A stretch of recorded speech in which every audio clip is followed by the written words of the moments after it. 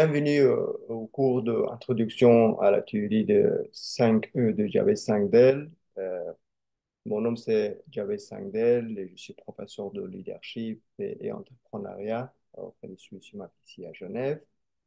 Le but de ce cours aujourd'hui est de parler sur le 5E de Javed Sangdel. En fait, ce cours il permettra pour vous de comprendre les rôles essentiels de dirigeants politiques dans le processus de développement économique de leur pays, c'est-à-dire de comprendre quels sont les rôles essentiels de 5E dans le processus de développement d'un pays.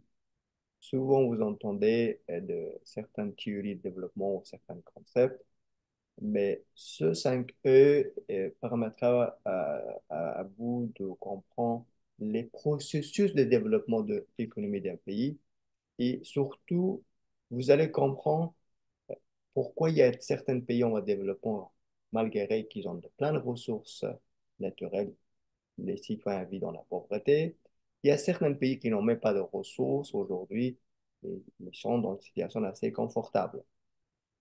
Dans ce 5 ans, nous allons analyser euh, les, euh, les éléments essentiels comme vous savez, entendu 5E. D'abord, estime. En tant qu'un dirigeant politique, quelle est l'importance de l'estime sur le processus de développement économique d'un pays? Deuxième, c'est l'éducation. Troisième, le rôle de l'énergie sur le développement d'un pays. Quatrième, c'est le rôle des entrepreneurs. Et bien sûr, à la fin, c'est l'économie. Dans ce 5E, nous allons démontrer que l'économie, c'est moins important, mais les processus de développement économique, c'est plus important.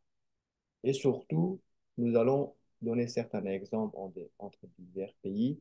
Vous allez comprendre pourquoi aujourd'hui, il y a certains freins de développement dans certains pays. Et puis surtout, vous allez comprendre les rôles de leadership, c'est-à-dire le dirigeant et leur rôle, leur implication. Et puis aussi, vous allez avoir plusieurs analyses sur différents pays. Voilà. Tout d'abord, estime. Comme nous avons parlé tout à l'heure, estime est essentiel pour le développement de l'économie d'un pays, surtout quand on parle ici estime de la part d'un dirigeant d'un pays, euh, quelqu'un qui a la responsabilité vis-à-vis de la société, vis-à-vis de son pays. S'il n'y a pas d'estime, il n'y a rien qui va bouger. Si vous comparez certains pays que même vous vivez actuellement ou des pays que vous connaissez, regardez leurs dirigeants, comment ils sont engagés pour la société, leurs responsabilités, la manière qu'ils travaillent. C'est-à-dire, si dans un pays, les dirigeants n'ont pas d'estime pour leur histoire, c'est-à-dire les actions là, que je vais faire aujourd'hui en tant que dirigeant, qui va décrire dans l'histoire. Le deuxième, estime l'amour pour la société, pour le peuple. Et troisième, c'est pour le pays. Si un dirigeant ne prend pas en compte, en considération son histoire, c'est-à-dire que les actions que je vais faire aujourd'hui vont décrire dans l'histoire. Forcément que vous connaissez certains dirigeants politiques aujourd'hui, comme Nelson Mandela, Che, Gandhi, et ils ont laissé, ils ont laissé des histoires positives, autrement dire, des héritages positifs. C'est-à-dire un dirigeant politique surtout quand elle a des responsabilités à haut niveau, doivent analyser son passé, la présence et l'avenir. Autrement dire, ni passé, ni futur qui existe. C'est le moment actuel. Soit vous travaillez aujourd'hui et vous allez créer votre avenir, soit si vous ne travaillez pas, bien sûr, l'avenir, c'est moins solide et clair ou durable. C'est-à-dire que l'avenir, ça n'existe pas. Il faut que vous preniez note, soit vous travaillez dans ce sens positif aujourd'hui, vous allez construire votre avenir, soit vous allez transmettre des héritages négatifs au moins appréciés. C'est-à-dire que l'ensemble de développement, encore une fois, j'insiste, d'un pays ne dépend pas de ses moyens financiers, il ne dépend pas de ses ressources minérales, il dépend de l'action, de la vision, de la honnêteté, de l'amour de ses dirigeants. Deuxième, estime de la part d'un dirigeant pour son peuple. Il faudra qu'il fasse analyse le passé de son peuple, la présence et l'avenir. C'est-à-dire, le peuple vivait comment hier. Et quelles sont les opportunités d'aujourd'hui pour que je puisse créer l'avenir pour la société. Et puis aussi, estime et l'amour pour le pays. Un dirigeant, première responsabilité qu'il a, après la responsabilité vis-à-vis de son peuple, c'est son pays. C'est-à-dire que quelle était la situation de hier du pays, quelle est la situation d'aujourd'hui, et comment je vais travailler aujourd'hui pour améliorer certaines situations économiques, politiques, sociales au classement de mon pays.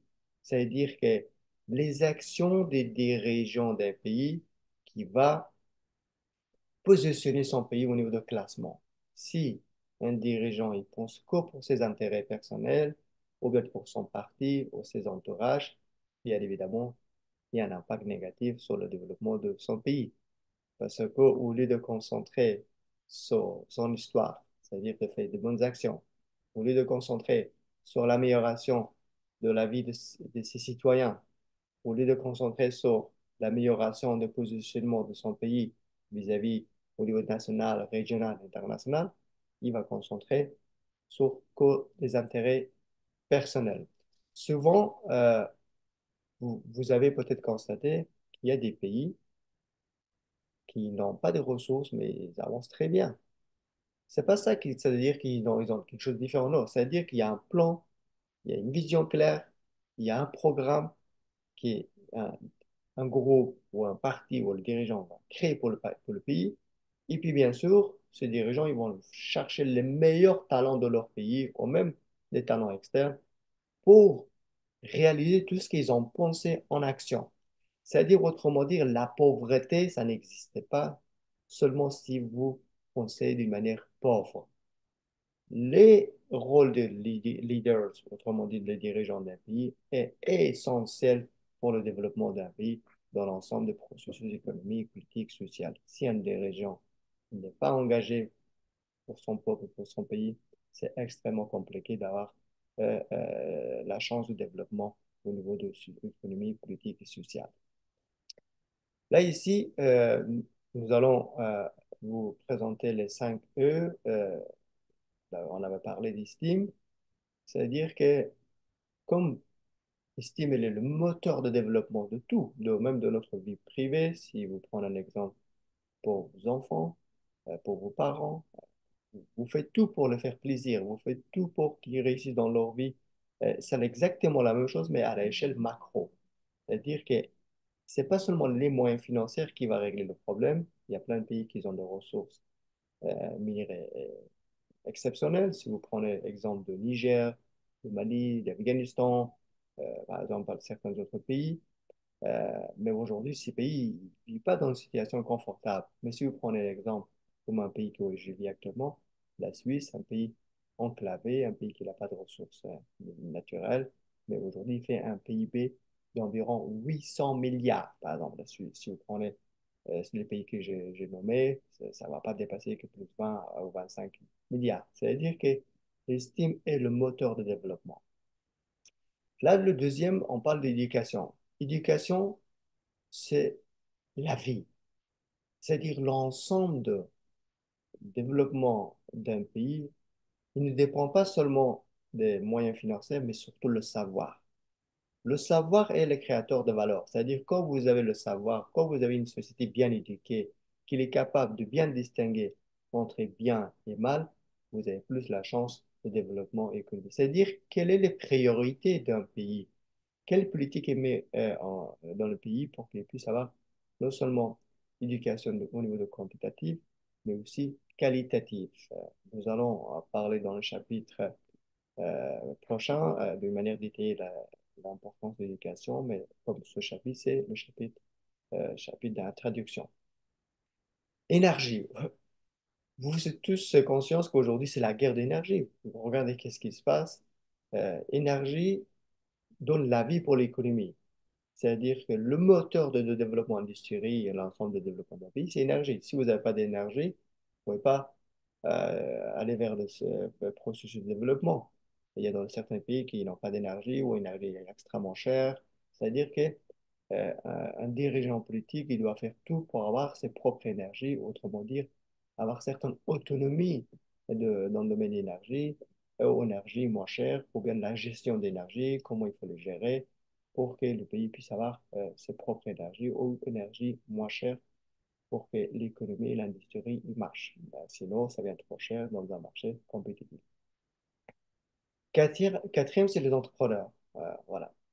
Souvent, il y a plein de pays qui souffrent aujourd'hui au niveau de développement économique, ou même il y a trop de chômeurs, mais ils sont à la recherche de développement économique. Non, c'est les entrepreneurs qui vont donner la vie pour l'économie.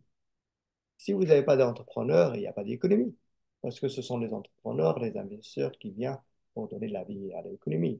Et même dans ces 5 E, je vais vous démontrer que l'économie, c'est moins important. Les processus de développement économique, c'est plus important. C'est-à-dire, ce sont les entrepreneurs qui, à la fois, ils vont contribuer pour la vie sociale, c'est-à-dire ça facilite notre vie. Deuxième, c'est une fierté du pays. Troisième, ils vont donner des taxes, des impôts, création d'emplois pour le pays. C'est-à-dire que le- les entrepreneurs qui vont produire les valeurs. Maintenant, ça dépend des pays. Si les pays ne mettent pas un environnement favorable pour les investisseurs, pour les entrepreneurs, c'est-à-dire le taux d'intérêt, c'est assez cher, l'environnement d'affaires il est assez compliqué. Il y a la corruption, il y a le problème des compétences de main-d'œuvre, il y a pas d'électricité, l'aspect administratif c'est assez lourd. Bien sûr, les entrepreneurs, ils vont jamais aller dans ce pays. Les entrepreneurs, ils vont dans les pays où il y a des potentiels, où il y a des facilités de la part de l'État, où il n'y a pas de corruption, où il y a les taux d'intérêt bas, où il y a l'aspect administratif, c'est moins complexe. Et bien sûr, ce sont les entrepreneurs qui vont investir pour que l'économie marche. Ça veut dire que ce n'est pas le rôle de l'État de créer le travail, c'est le rôle de l'État de créer un environnement favorable pour le business, pour l'affaire, pour que les entrepreneurs viennent dans ce pays et pour qu'ils puissent donner la vie à l'économie. Et bien à la fin, économie. C'est-à-dire, si on va respecter ces 5 E, économie vient automatiquement. Parce que si vous avez plus d'entrepreneurs, bien sûr, économie qui marche. Mais si vous n'avez pas d'entrepreneurs, il n'y a pas d'économie. Je vais vous développer dans le chapitre prochain. Mais je serai à résumer pour que vous puissiez suivre les grandes lignes. Voilà, comme tout à l'heure, je vous ai expliqué, l'ensemble de développement d'un pays, ça tourne sur les 5 E, comme vous voyez ici. D'abord, estime, éducation, énergie, entrepreneur, économie. Peut-être que vous allez poser une question, si il manque un de ces E, comment ça se passe? Nous allons voir dans ces prochains slides. Mais ces 5 E, il faut avoir les tout. Maintenant, s'il ne manque un de ces E, vous allez avoir tout à l'heure, il y a là aussi l'impact sur le développement d'un pays. Vous ne pouvez pas réaliser à 100% votre plan que vous avez prévu. Voilà, maintenant, ici, si on fait une analyse, peut-être que vous avez posé des questions, il faut avoir les moyens pour impliquer ces 5 E dans un pays. Et je vais vous expliquer que non, il y a pas besoin des moyens. Estime ne demande pas d'avoir l'argent ou les moyens pour avoir l'estime. C'est personnel. Soit vous êtes honnête avec votre pays, avec votre peuple, avec votre histoire, soit non, c'est quelque chose de personnel. Maintenant, on vient sur économie. Économie n'a pas besoin euh, euh, des moyens financiers parce que ce sont les entrepreneurs qui vont investir pour donner de la vie à l'économie. Et les entrepreneurs, ce sont des personnes qui vont venir investir. Ce n'est pas l'État qui va investir. En tant qu'un État, il n'y a pas besoin des moyens financiers pour euh, booster l'économie. C'est-à-dire, si vous avez les entrepreneurs et un environnement agréable ou favorable pour l'affaire, les entrepreneurs qui vont en investir. Maintenant, estime, il n'y a pas besoin d'argent. Économie grâce aux entrepreneurs qui vont avoir la force. Il y aura éducation et énergie. Maintenant, le retour de la part des entrepreneurs qui va donner la force pour l'État au niveau des taxes, des impôts, l'État il va avoir la force. Si l'État a la force financière, l'État il va investir dans l'éducation, énergie. C'est-à-dire en tant qu'un dirigeant politique ou un État, Il n'y a même pas besoin des moyens financiers pour mettre en place ces 5 E. C'est-à-dire il faudra juste l'appliquer clair, net, avec l'amour, estime pour le pays pour créer un environnement favorable, pour que les gens viennent vers vous pour donner la force pour le développement économique. Je répète encore parce que c'est assez important. Estime, il n'y a pas besoin des moyens financiers. Économie, il n'y a pas besoin parce que grâce aux entrepreneurs, et l'économie prend la force. Et les entrepreneurs, quand ils vont créer leur entreprise d'investissement, bien évidemment, ils vont créer l'emploi, travail pour la société, et puis payer une taxe pour l'État. Et grâce à ces recettes fiscales, l'État aura la possibilité de investir dans le domaine de l'éducation, énergie. C'est-à-dire que s'il n'y a pas de 5 E, un pays va rester dans la pauvreté. Voilà, comment définir un bon leadership ou un bon leader politique? Pour moi, je ne vais pas rentrer dans les grandes théories que certains maîtrisez. D'ailleurs, vous pouvez chercher sur Internet. Mais pour moi, il y a euh, les trois qualités essentielles avant tout. C'est-à-dire les trois qualités essentielles avant tout. D'abord, amour pour son histoire. C'est-à-dire que chaque action que je vais faire aujourd'hui va être écrite dans l'histoire, soit positif, soit négatif, mais il faut bien évidemment faire dans le sens positif pour que votre peuple, votre pays et l'histoire en général parlent de vous dans le sens positif. Mais quand on tombe amoureux de notre pays, bien sûr, on va faire tout pour réussir dans le développement d'un pays. Et bien sûr aussi, respect et l'amour pour le peuple. C'est-à-dire, si un leader politique il a ces qualités, il a plus la chance de développer l'économie et sociale et ainsi que tout autre élément de son pays. Vous prenez un exemple de deux ou trois pays que vous connaissez, un pays qui souffre et un pays qui a du succès. Vous juste vous comparez pas leurs ressources, pétrole ou gaz ou autre chose, ou autre minerai, vous comparez juste la gouvernance, l'engagement de leurs dirigeants. Mais comme en anglais on dit, there's no financial crisis, there's no economic crisis, if there's any crisis, there's a leadership crisis. C'est-à-dire qu'il n'y a pas de crise, ni économique, ni financière, ni autre chose. S'il y a une crise, il y a seulement la crise de gestion. C'est-à-dire qu'on ne sait pas comment gérer. Maintenant, il faut comprendre comment il faut gérer. Et pour moi, ce sont les trois qualités à respecter. Et puis aussi, pour mesurer la qualité d'un grand leader, autrement dit, un great leader, ou un bon leader, souvent, ce sont des personnes qui prend les éléments transfert négatifs en positif. C'est-à-dire, il vient avec certains problèmes et il essaye de transférer ça en positif. C'est ça qu'on demande à un leader, parce qu'on choisit qui gère notre pays ou notre société ou avoir des responsabilités, parce qu'il a certaines distinctions, certaines différenciations positives. C'est-à-dire, si vous voulez analyser la qualité d'un leader remarquable, voilà, et vous pouvez analyser qu'est-ce qu'il a pris, qu'est-ce qu'il a transféré, c'est-à-dire transformer négatif en positif, transformer les échecs en succès, transformer les difficiles en faciles, transformer la pauvreté en richesse, transformer la instabilité en stabilité, transformer les défis aux opportunités, bien sûr, transformer le plan en action. C'est-à-dire la qualité d'un bon leader et ces éléments. Parce qu'il n'a pas peur de prendre les risques. Il prend les risques calculés. Il a des plans. Il cherche les meilleurs talents. Il trouve des solutions. Il essaye de comprendre les problématiques. Il essaye de comprendre ses actions pour créer des valeurs pour la société. Autrement dit, même dans certaines dernières recherches, j'essaye de l'expliquer il faut dire les créateurs de valeur. Même si ce n'est pas des leaders ou des dirigeants, ce sont les créateurs de valeur qui vont créer des valeurs pour aujourd'hui et demain. C'est-à-dire, ce sont les qualités d'un un leader remarquable et vous pouvez analyser. Vous prenez deux, trois exemples de certains pays que vous connaissez ou même des entreprises. Vous pouvez être convaincu peut-être avec moi que oui, ce sont des dirigeants qui vont soit nous ramener vers les succès, soit vers les échecs. Voilà, comment définir un bon leadership politique encore? Je vais juste développer de manière très rapide. Comprendre le monde. Hein. Un grand leader, un leader qui a la capacité d'analyse, avant de prendre une décision, il va essayer de comprendre le monde, comment le monde avance, quels sont les défis, les échecs, les compétitions. Et puis, bien sûr, sur cette base, il va créer un plan raisonnable, réaliste pour que son pays puisse avancer. Connaître soi-même, c'est une des questions assez importantes dans le domaine du leadership. Si vous maîtrisez vos faiblesses, vos forces, et comment vous allez utiliser votre force, comment vous allez déléguer vos faiblesses.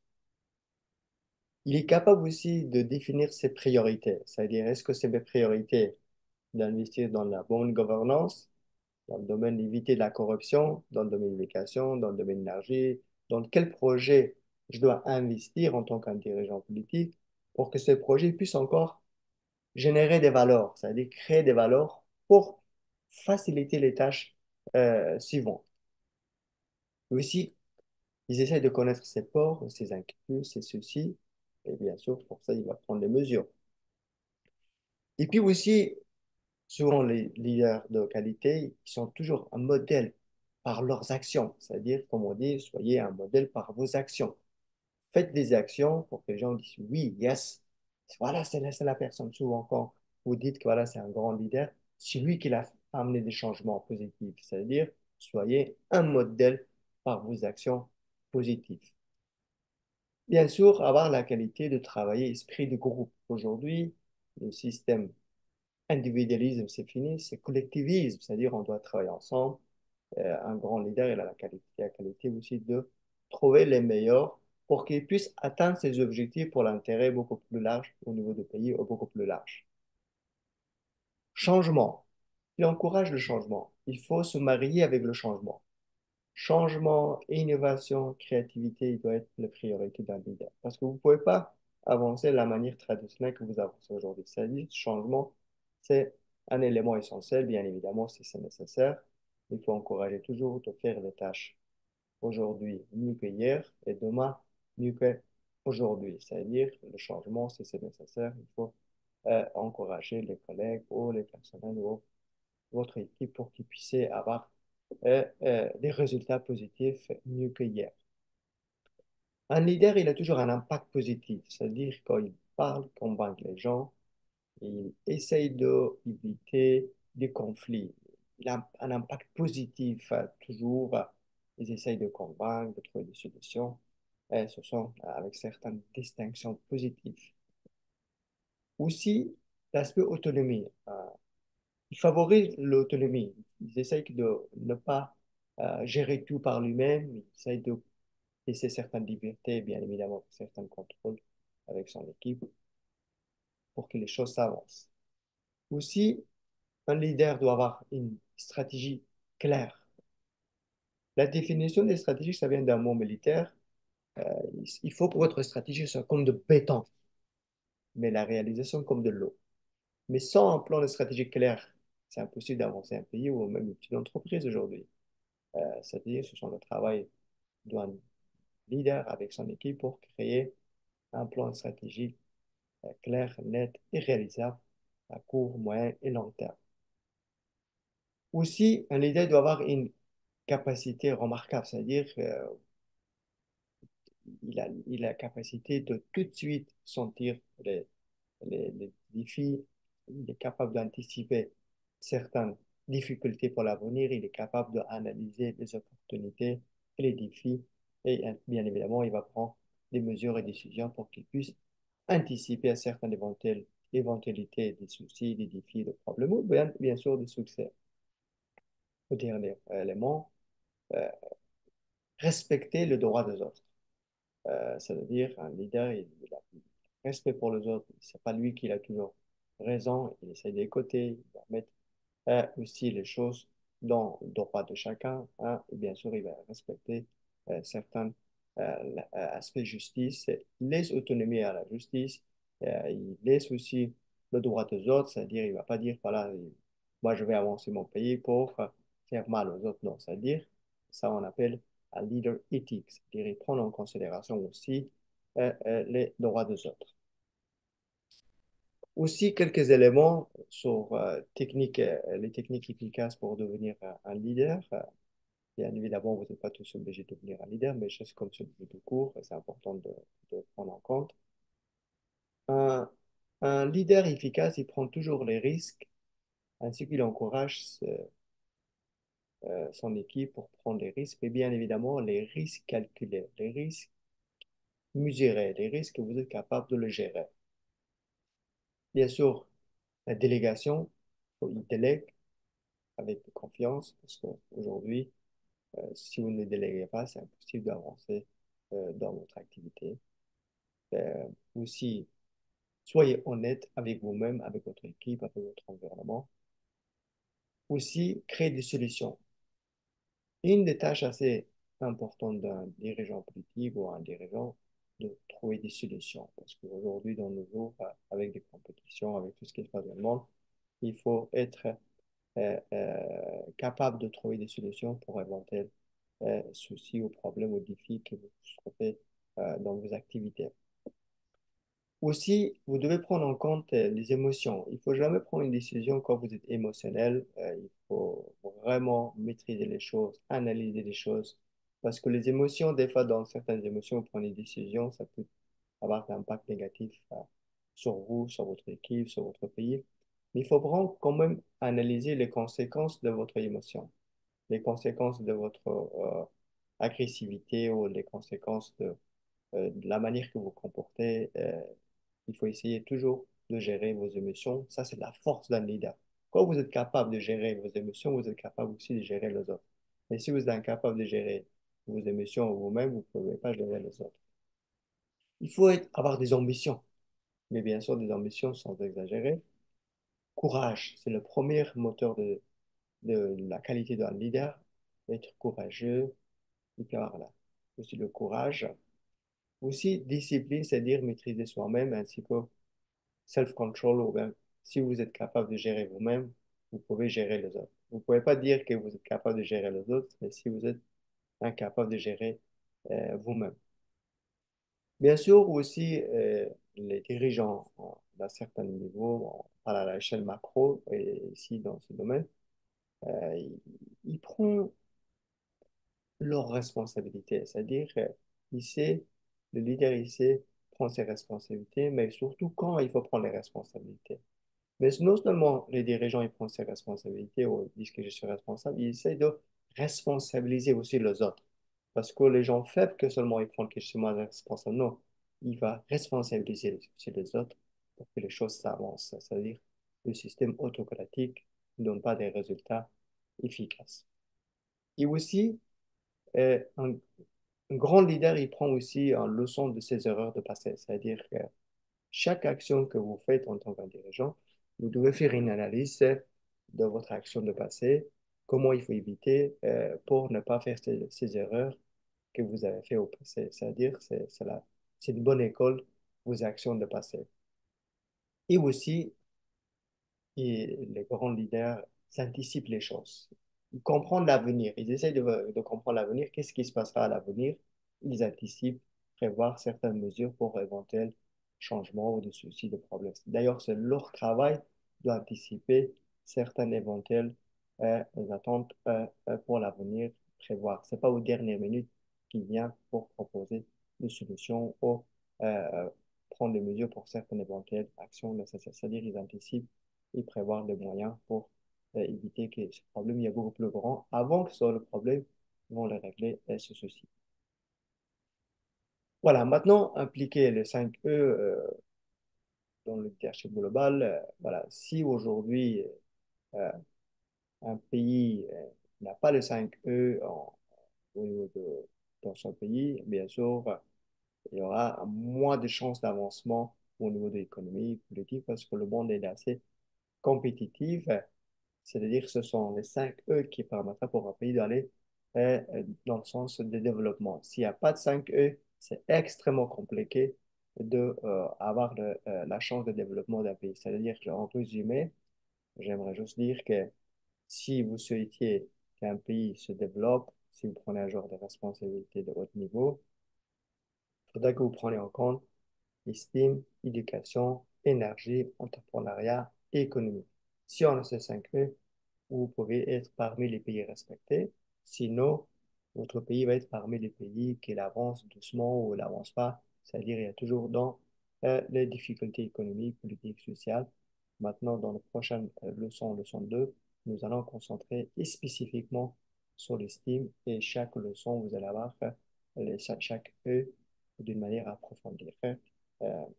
Voilà, nous allons terminer sur le son. C'était le son 1 et sur l'introduction générale de Steam. Et prochaine leçon, ça sera le son sur Steam.